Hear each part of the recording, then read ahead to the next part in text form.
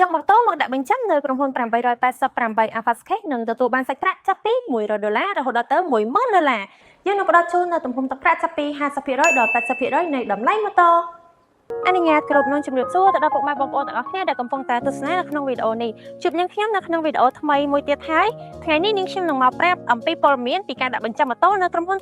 888 Avascash លោកអ្នកយកម៉ូតូមកដាក់បញ្ចាំនៅក្រុមហ៊ុនរបស់យើងនឹងផ្ដល់ជូននៅទំហំទឹកប្រាក់ចាប់ពី50%ដល់80%នៃតម្លៃនៃទ្រព្យបញ្ចាំចំពោះការដាក់បញ្ចាំឯកសារងាយៗយើងនឹងផ្ដល់ជូននៅសេវាកម្មយ៉ាងឆាប់រហ័សដោយទំនុកចិត្តនិងសុវត្ថិភាពខ្ពស់ហើយមិនតែប៉ុណ្ណោះគឺយើងមានឃ្លាំងសម្រាប់ដាក់រថយន្តដាក់ម៉ូតូដាក់រីម៉ូតកង់3 pass up យ៉ាងធំទូលាយមែនទែនជាពិសេសយើងមានបុគ្គលិកយាមកាមនិងសម្អាត24ម៉ោងជូនបងប្អូនទាំងអស់គ្នាហើយមិនតែប៉ុណ្ណោះយើងមានបំពង់ពន្លត់អគ្គិភ័យដោយស្វ័យប្រវត្តិថែមទៀត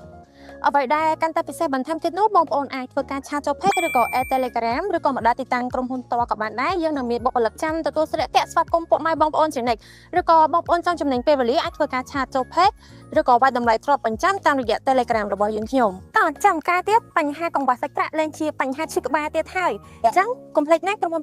888 Avascash រងចាំទទួលស្វាគមន៍ពុកម៉ែបងប្អូនជានិច្ចជួបនាងខ្ញុំនៅក្នុងវីដេអូក្រោយទៀតជម្រាបលាបាយបាយ